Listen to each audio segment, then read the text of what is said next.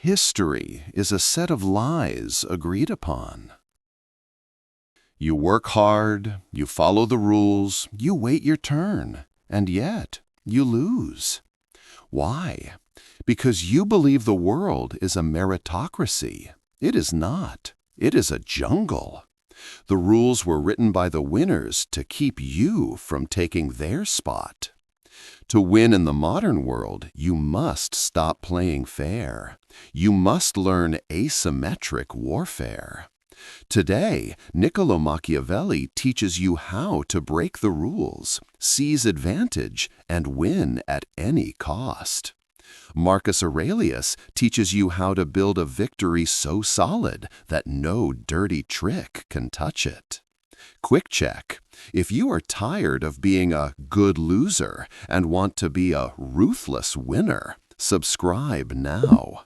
Burn the rulebook. Welcome to the debate. Stop playing fair.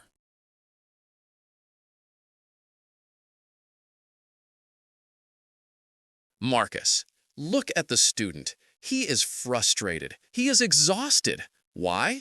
Because he has been lied to since birth. His parents told him, "Be nice, share your toys, follow the rules, and you will get a gold star." He grew up, entered the real world, and realized there are no gold stars. He sees the liar getting promoted. He sees the cheater getting rich. He sees the ruthless man taking the woman. And he screams at the sky, "It's not fair!"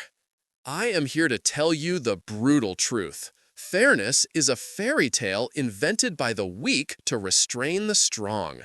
Nature does not know fairness. Does the lion play fair with the gazelle? Does the storm play fair with the ship? No. Nature knows only power and consequence. If you are playing by the rules of fairness, you are playing a game that does not exist. You are bringing a rule book to a knife fight. The first step to winning is to burn the book.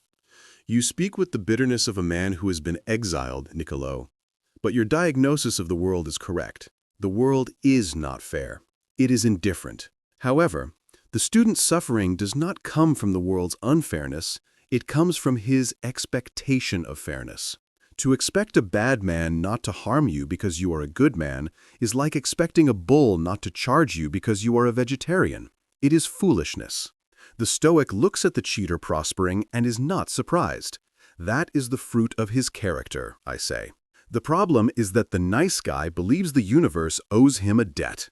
I was good, so I deserve X. The universe owes you nothing. The sun shines on the sinner and the saint alike. Stop screaming, "It's not fair." Start asking, what is true? The moment you drop the entitlement of fairness, you become adaptable. You stop crying and start dealing with reality as it is. Dealing with reality means acknowledging that the game is rigged. Look at the laws, Marcus. Look at the corporate policies. Who wrote them? The winners. The wealthy write laws to protect property because they have property. The powerful write rules about civility to prevent the poor from rising up violently. Rules are fences built by the masters to keep the cattle in line. If you follow every rule, you are a good cow. You are safe, you are fed, and eventually you are eaten. The man who wants to win must understand that rules are for others. The rule of the exception.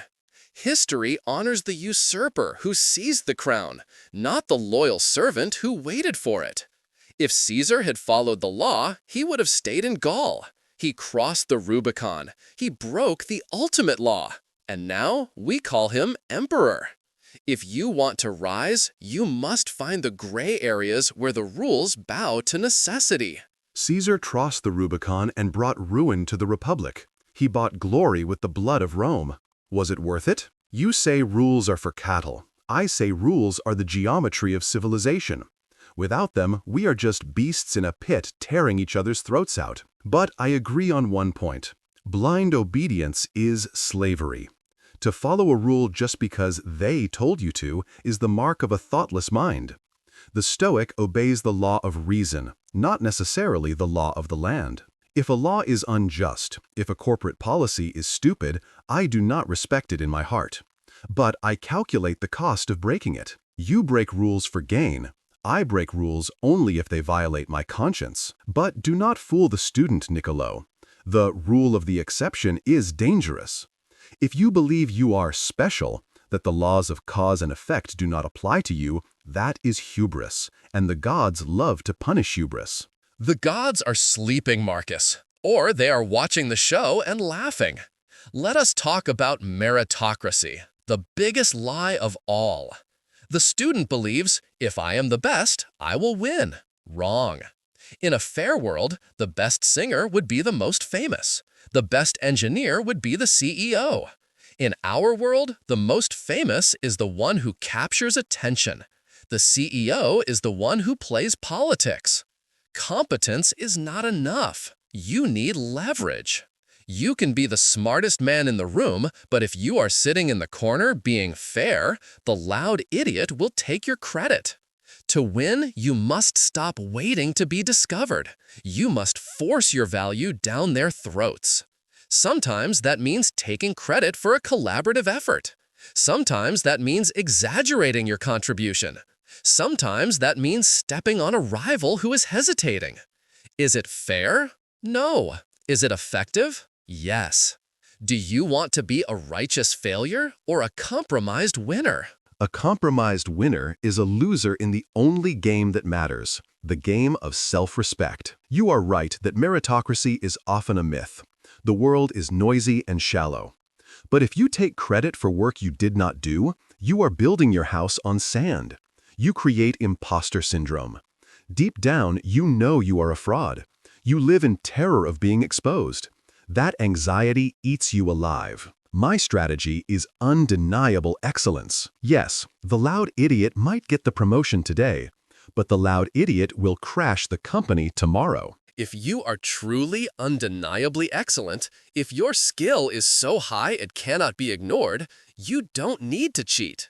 You might be delayed, but you cannot be stopped. Water always finds its level.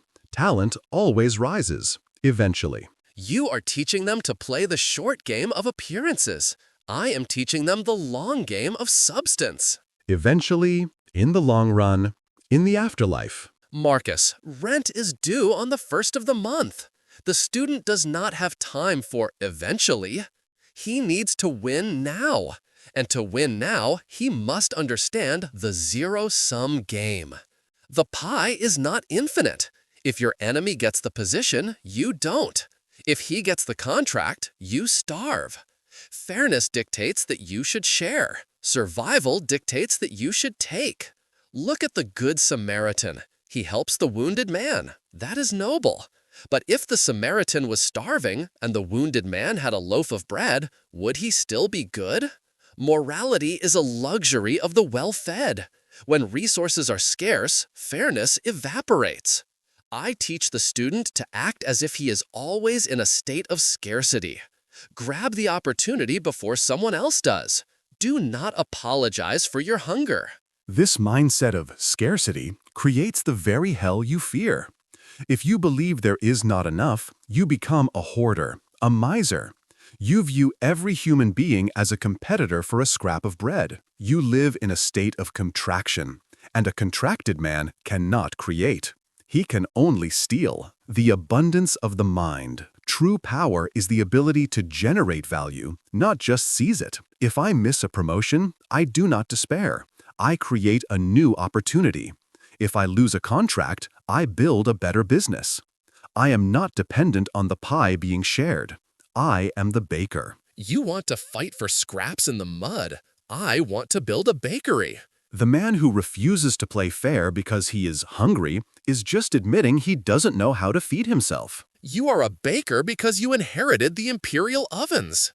But fine, let's agree on this. The rules are optional. You follow them when they suit you. You break them when they hinder you. But never, ever follow a rule simply because it is written down. That is the behavior of a sheep. The student must look at the stop sign and ask, who put this here? And does it serve me to stop? On that, we align. Examine the rule. Test it against reason. If the rule is unjust, break it, but be prepared to pay the price. The Stoic accepts the consequences of his rebellion. The Machiavellian tries to hide from them. Break the rules if you must, student, but do it with your eyes open. Do not expect the world to applaud your rebellion. Expect it to push back. Let it push. We will push harder. The myth of fairness is dead. Long live the strategy of victory.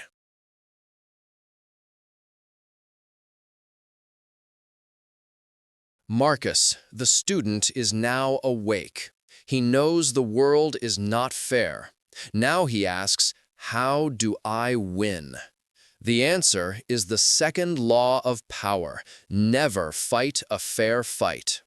If you find yourself in a fair fight, your tactics have sucked. A fair fight is a coin toss, 50-50. I do not gamble with my life. I want 100-0. Look at David and Goliath. The poets say David won because of faith. Rubbish. David won because he refused to play by Goliath's rules. Goliath wanted a wrestling match, heavy infantry. David brought a projectile weapon to a fist fight. He shot him from a distance. That is not bravery, that is asymmetry. To win every time, you must identify the standard way of fighting in your field and violate it. If your enemy expects a debate, punch him in the throat. If he expects a battle, invite him to dinner. Break the pattern. You describe a chaotic way of living, Niccolò. You are always looking for the trick, the loophole. David did not win because he cheated. He won because he played to his own nature. He was a shepherd, not a soldier. He used the tool he mastered. I agree that fighting fair by the enemy's rules is foolish. If a man challenges me to a duel of insults, I do not participate. I deny him the battlefield. But you seek an unfair advantage through deception. I seek it through preparation. While you are looking for a rock to throw, I am building armor so thick that no rock can hurt me. The ultimate unfair advantage is not a trick. It is endurance. Most men are lazy. They quit when it hurts. If you simply refuse to stop, you have already defeated 99% of your competition.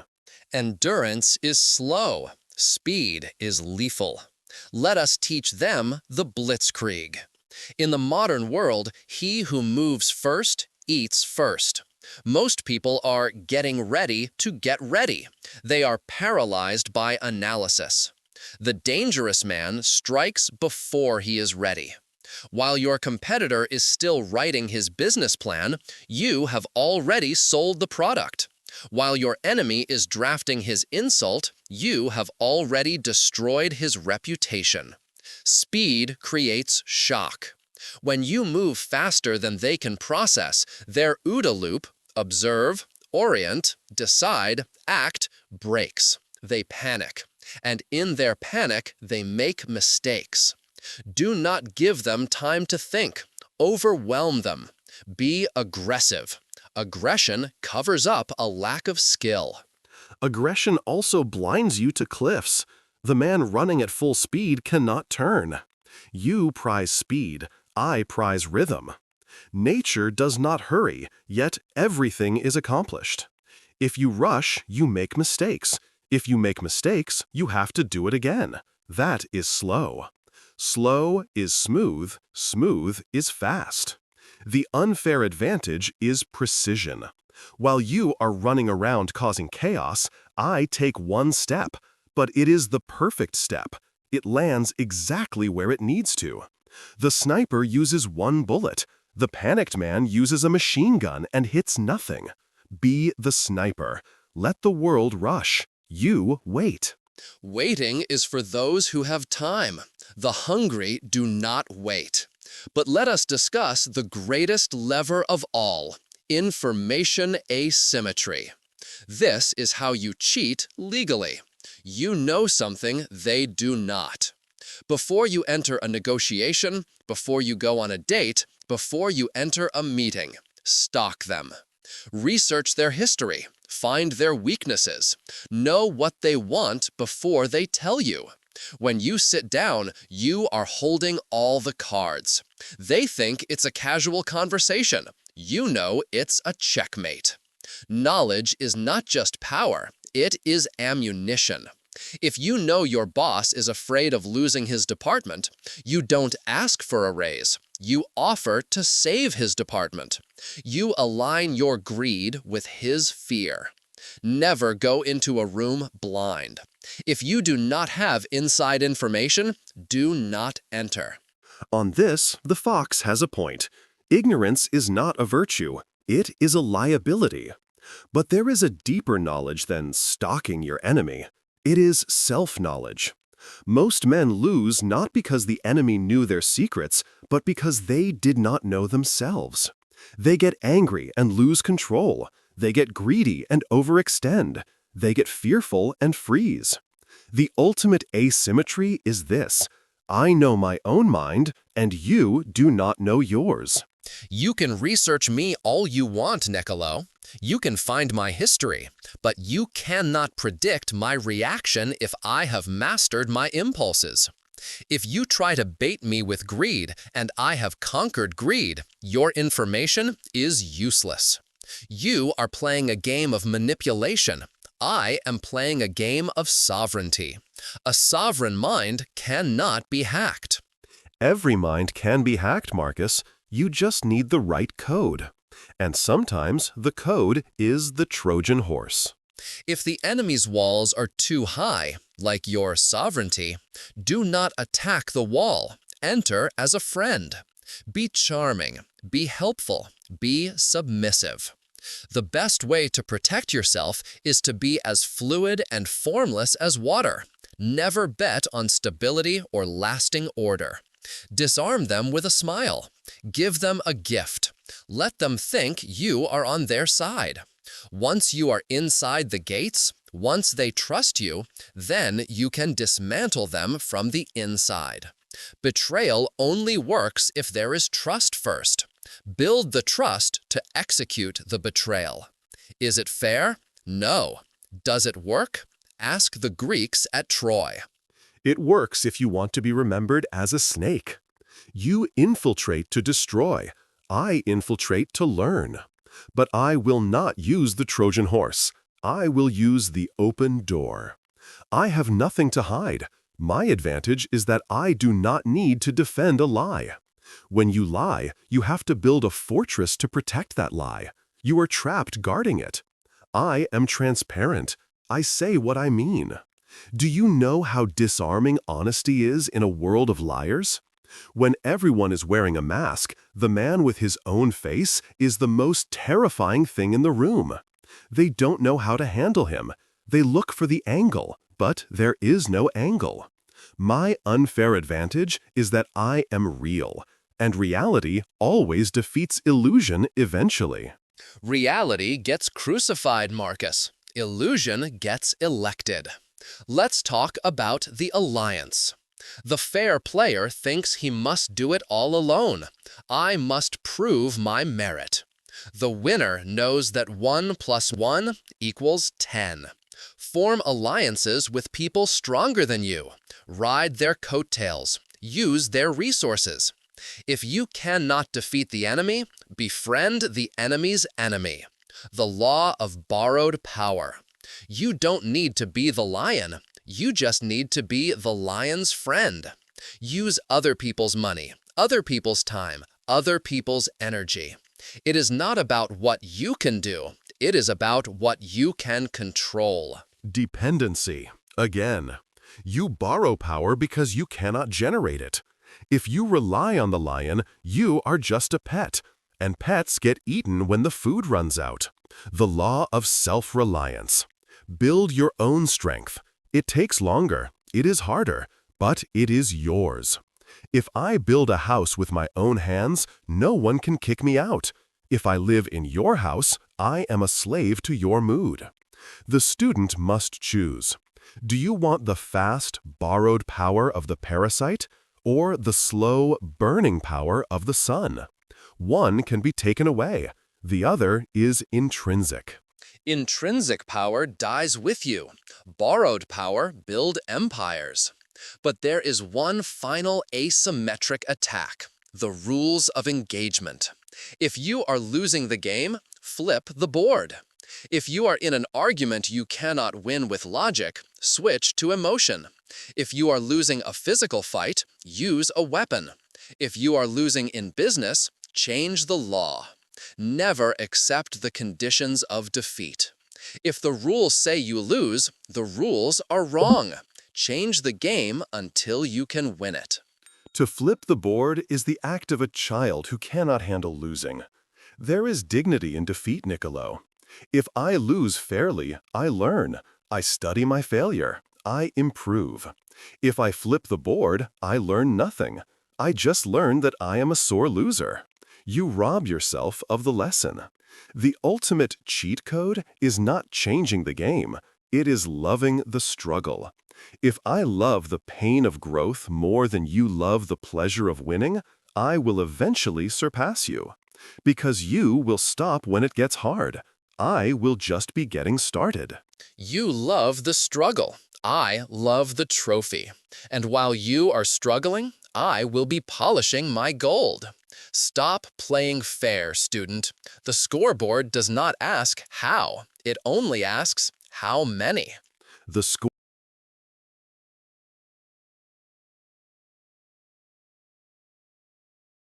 We have broken the rules.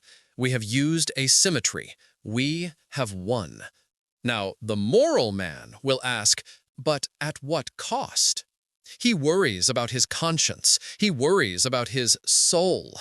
I worry about history. Marcus, who remembers the name of the general who fought honorably but lost the war? No one. He is dust. His people are enslaved. His culture is erased. Who remembers the general who burned the fields, poisoned the wells, and won? Everyone. The ends justify the means. If the end result is survival, power, and stability, then any method used to achieve it is virtuous. The winner writes the history books. The winner defines what is good and bad. If you win, you become the judge. If you lose, you are judged. The cost of victory is the burden of making the hard choice. It is the willingness to be called a monster by those you conquered. But you sleep in a palace, while they sleep in chains. Is that a cost, or is it a prize? You measure worth by monuments and books. I measure it by peace of mind. You say the winner writes history, but the winner cannot rewrite his own memory.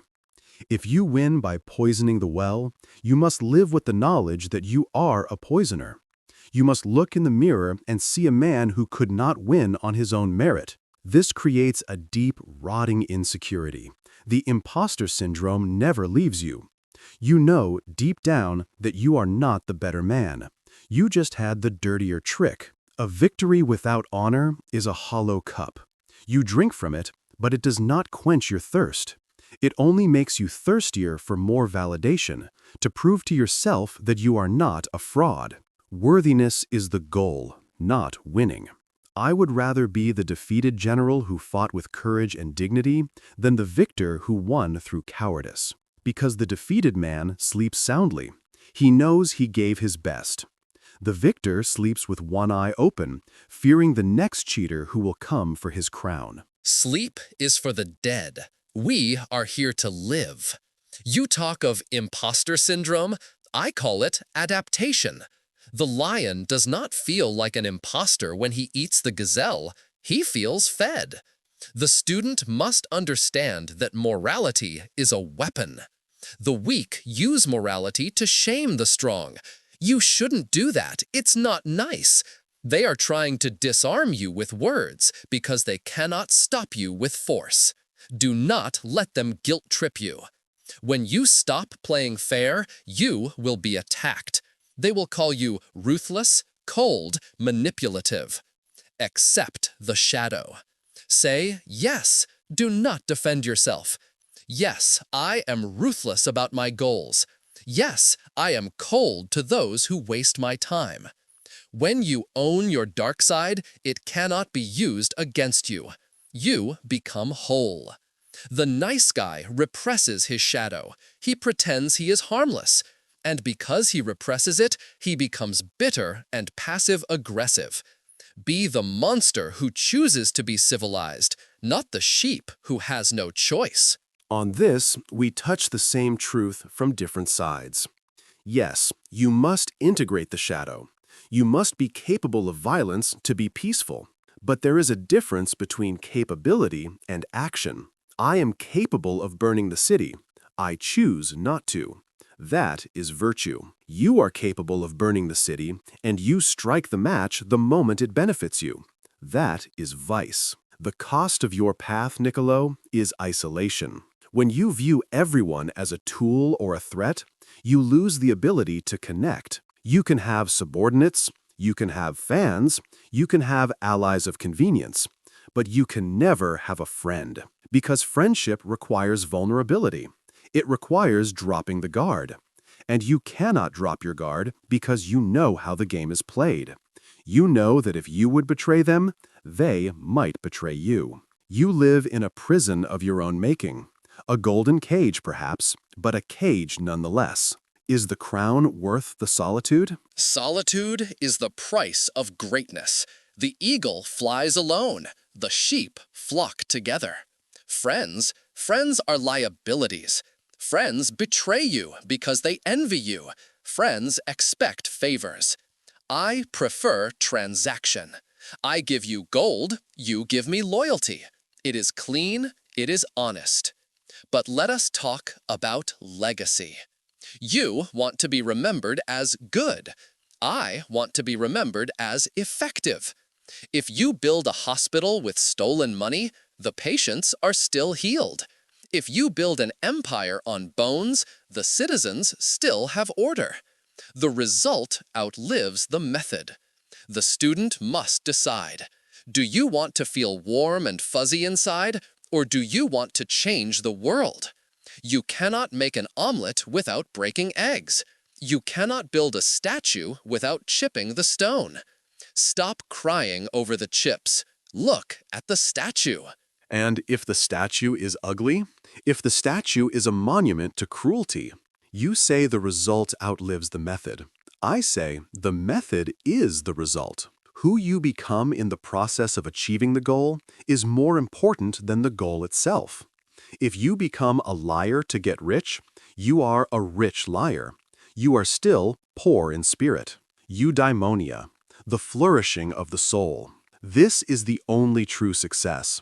To live in accordance with nature, to be just, brave, temperate, and wise. If I can have that, I can lose the war, lose the money, and lose the fame, and I am still a winner. Because nothing outside of my own will can harm me. You are teaching them to trade gold for dirt.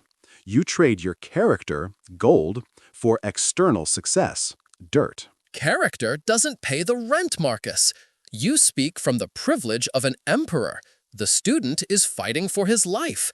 He needs to eat first. Philosophy comes after dinner. The hierarchy of needs. First, survive. Use whatever means necessary.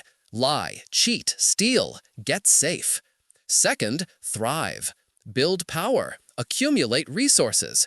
Third, then you can afford to be virtuous. You cannot be a Stoic when you are starving. You must be a Machiavellian to get to the table, and a Stoic once you are seated. That is the synthesis. Use my methods to ascend. Use your methods to rule. That is a seductive lie. I will be bad now so I can be good later. Later never comes. The habit of being bad sets in. You get addicted to the shortcut. If you compromise your values to get the job, you will compromise them to keep the job. There is no after dinner. There is only now. If you cannot be virtuous in the mud, you will not be virtuous in the palace. The struggle defines the man. If you cheat the struggle, you cheat yourself of the strength it would have given you. Do not look for the shortcut, student.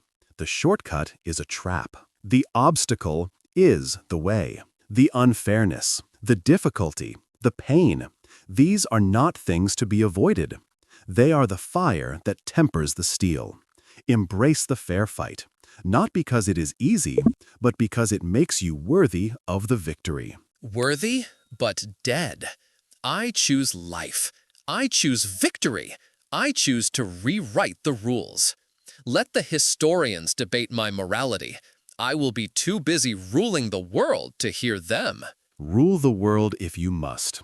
I will rule myself. And in the end, we shall see which kingdom stands longer, the empire of fear or the empire of the mind.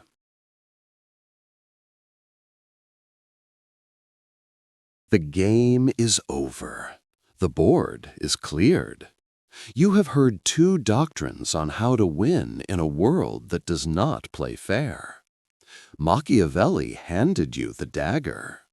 He taught you that fairness is a handicap invented by the weak, that to win you must break the rules, use asymmetric attacks, and strike before they are ready. Marcus Aurelius handed you the compass. He taught you that a victory stolen is not a victory at all, that true power comes from undeniable excellence and the endurance to outlast the cheaters. To survive the jungle, you must know how to bite, but to rule the kingdom, you must know when to be noble. Be capable of the asymmetric attack, but choose the path of the sovereign. Know the tricks so you are never fooled by them, but win because you are better, not just because you are dirtier. If you are ready to master the game of power, subscribe to the channel. We are building an elite.